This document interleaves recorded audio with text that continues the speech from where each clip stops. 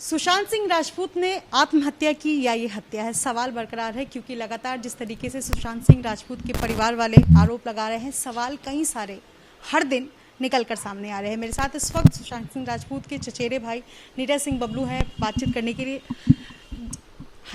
आत्महत्या के जो मतलब सुशांत सिंह राजपूत की मौत के बाद लगभग 40 दिन बाद जिस तरीके से एफआईआर दर्ज कराया गया है, एक तो सर सबसे पहला सवाल यही बनता है कि 40 दिन लग गए, क्या वजह रही? क्या परिवार उस वक्त इस स्थिति में नहीं था कि एफआईआर दर्ज करा पाए, या और कोई वजह है जो आप बता पाए?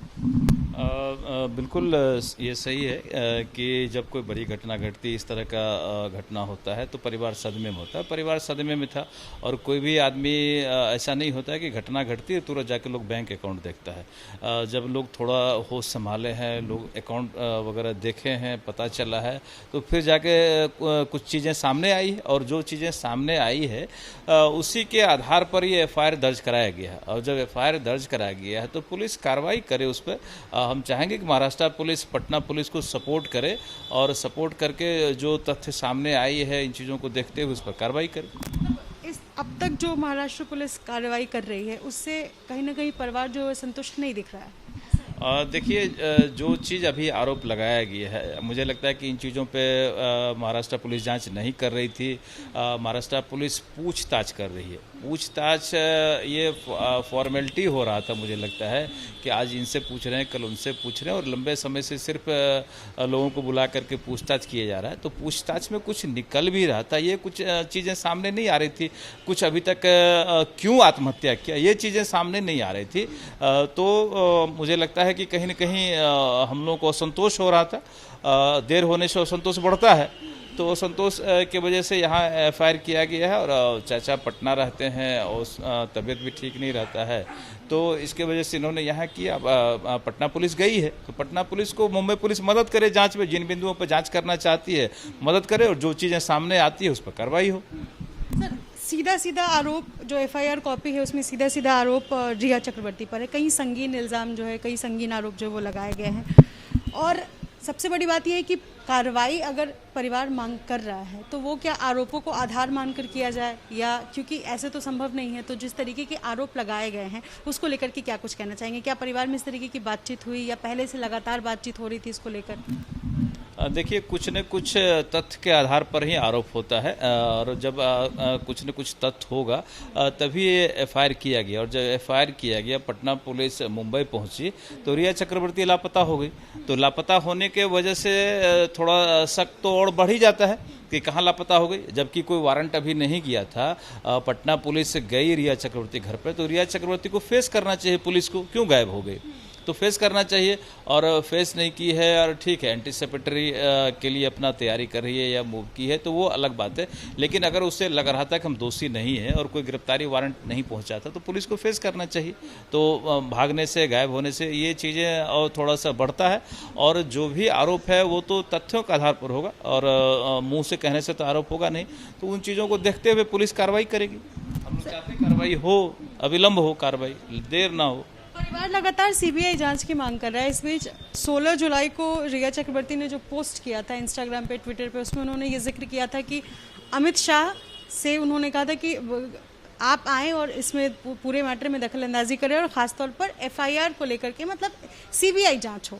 तो क्या जब रिया चक्रवर्ती भी लगातार सीबीआई जांच की कह रही है, इसका मतलब कहीं ना कहीं ये निकल के आ रहा है कि वो अपने आप को आगे फ्रंट पे पुट कर रही हैं, तो इसको लेकर के क्या कहेंगे?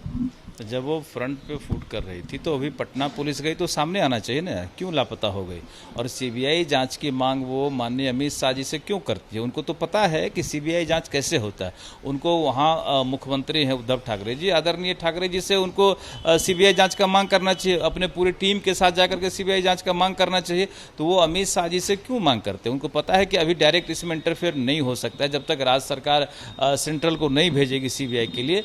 तो राज्य सरकार पर दबाव बनाना चाहिए वहाँ के लोगों को कि सीबीआई जांच अगर करना हो तो राज्य सरकार भेजे सीबीआई जांच को, फिर सीबीआई जांच होगा। तो जो प्रोसेस है उसी से सीबीआई जांच होता है। ऐसे तो होता नहीं है सीधे कोई मांग कर दे कि गृह मंत्री जी से, माननीय प्रधानमंत्री से, तो सीबीआई जांच तो ऐसे होता नहीं है। सर, निजी ज़िंदगी को लेकर मुझे पता नहीं कि आपकी कितनी बातचीत रही है सुशांत सिंह राजपूत से, लेकिन जिस तरीके से रिया चक्रवर्ती खुद को सुशांत सिंह के मरने के बाद भी गर्लफ्रेंड बताती रही हैं और कंपनी एक खोला गया 12 सितंबर 2019 को, अब जब जानकारी निकलकर सामने आई जिसमें रिया चक्रवर्ती के भाई, उनके पिता और सुशांत सिंह राजपूत तीनों डायरेक्टर रहे हैं, तो क्या लगता है कि जिस तरीके से परिवार पैसे को लेकर के आरोप लगा रहा है, आपको क्या लग रहा है कि ये जो कंपनी है क्या उसमें पैसे हुए या पैसों को लेकर के, और उस बीच अगर कंपनी खोला गया तो इसको इस पर क्या करें?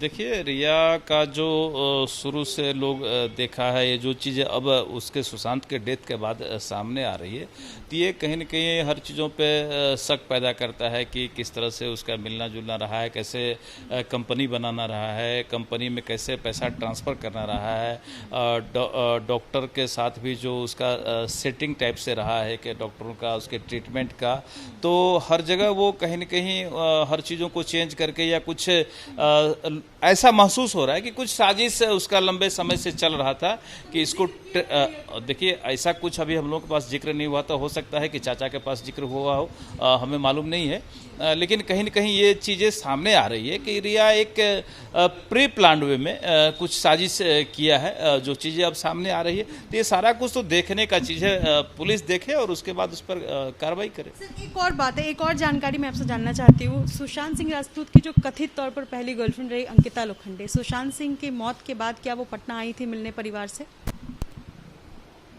मौत के बाद पटना आई थी, ये हमें जानकारी नहीं है, इसके बारे में हमें नहीं जानकारी। एक्चुअली हम वहाँ जब कर्म खत्म हो गया तो उसके बाद फिर हम लोग आ गए अपने क्षेत्र में, इलेक्शन का समय है तो फिर हम लोग को थोड़ा सा अभी समय देना पड़ रहा है अपने क्षेत्र में, तो मुझे इसकी जानकारी नहीं है। मतलब आई या नहीं आई? नहीं, मुझे नहीं।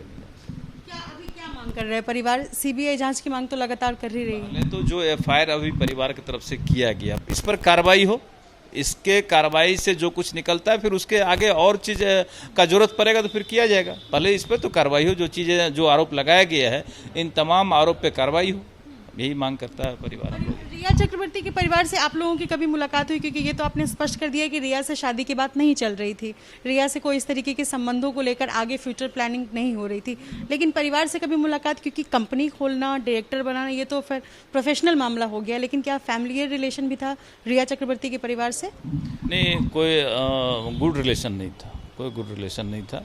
हो सकता है कभी किसी सिस्टर से मुलाकात हो, हमको नहीं लगता है कि चाचा से भी मुलाकात उनकी हुई है कभी, मुझे नहीं लगता।